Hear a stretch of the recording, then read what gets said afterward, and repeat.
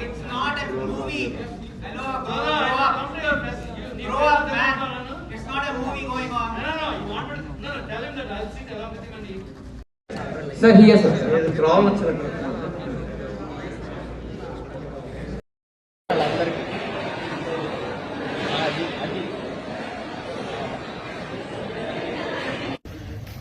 ఉండాలంట పర్మిషన్ ఉండాలి.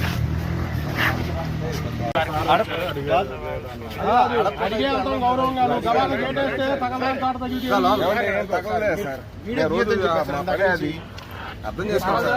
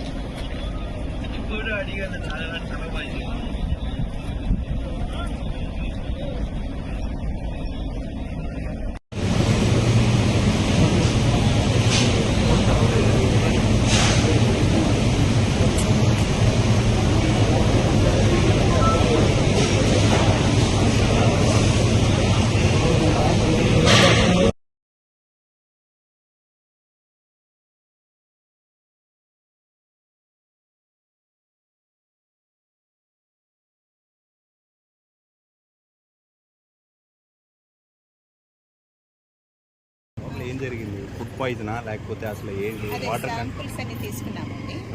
Water samples, food samples అన్ని తీసుకున్నాము. అంటే మేడం ఇప్పుడు సబ్ కలెక్టర్ గారు చైర్మన్ కదా, ఆవిడ నుంచి వస్తే బాగుంటుంది.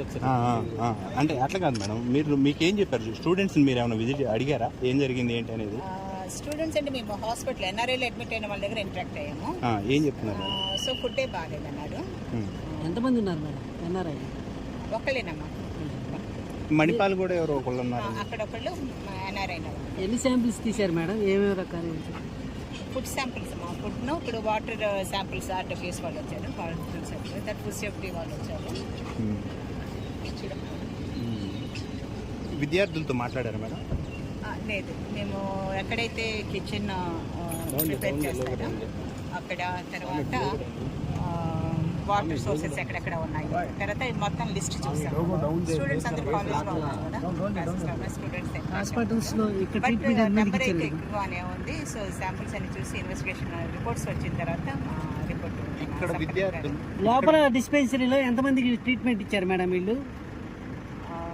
అంటే డే వైజ్ ఉందమ్మా. డే వైజ్ అండి. సుమారు ఉన్నారు, నెంబరే ఉంటారు. ఎక్కువ మెంబర్స్ అంటే సుమారు ఎంతమంది ఉంటారు?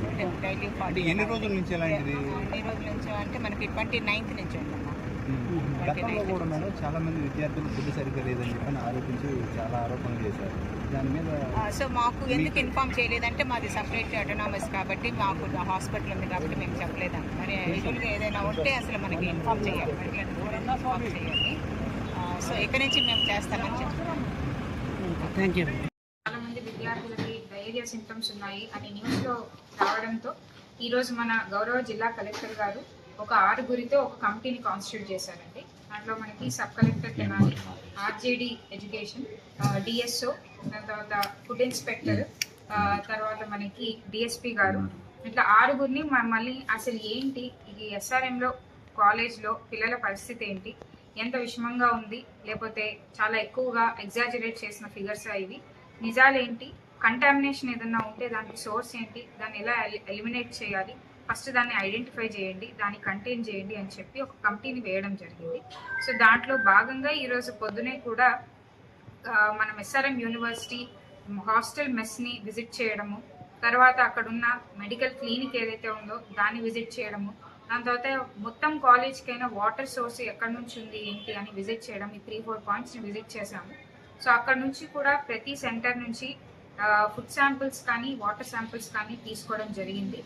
వాళ్ళు ఫుడ్ ఏదైతే వండుతున్నారో అక్కడ గ్రోసరీస్ ఎక్కడి నుంచి వస్తున్నాయి, అలానే ఏ ప్రొసీజర్ ఫాలో అయ్యి వాళ్ళు వండుతున్నారు, అక్కడ పనిచేసే వాళ్ళు ఎలా అన్ని ప్రోటోకాల్ ఫాలో అవుతున్నారా లేదా, FSSAI స్టాండర్డ్స్ ప్రకారం ఉన్నాయా లేదా అని చెప్పి డీటెయిల్గా కూడా ఇంకా మనకి టీం అక్కడే ఉన్నారండి. 2 టీమ్స్ ఉన్నాయి. సో వాటిని పెట్టి ఆ ఇన్వెస్టిగేషన్, ఎంక్వైరీ ఆన్గోయింగ్గా ఉంది. అలానే మెడికల్ క్లినిక్ వాళ్ళకి ఏదైతే ఉందో దాంట్లో లాస్ట్ 1 వీక్గా ఎంతమంది స్టూడెంట్స్ వచ్చారు, ఏ సిమ్టమ్స్తో వచ్చారు, వచ్చిన టోటల్ పీపుల్లో ఎంతమంది స్టమక్ పెయిన్, వామిటింగ్, డయేరియా సిమ్టమ్స్లో వచ్చారు, అలాంటి డీటెయిల్స్ కూడా కొంచెం తీసుకోవడం జరిగింది. దాంతోపాటు వాటర్ అనేది అసలు SRM యూనివర్సిటీకి ఎలా వస్తుంది, అది CRDA నుంచి మరియు బయట పుడగల నుంచి వాళ్ళు తీసుకున్నారు.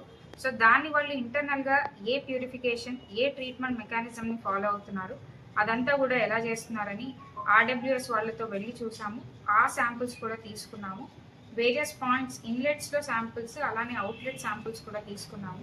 సో ఏదైతే మనం వాటర్ని వాష్రూమ్స్లో వాడతామో, ఏదైతే వాటర్ని వీళ్ళు తాగడానికి వాడుతున్నారో, ఏదైతే వాటర్ని ఫుడ్ వండడానికి వాడుతున్నారో అన్ని శాంపిల్స్ కూడా తీసుకున్నాము.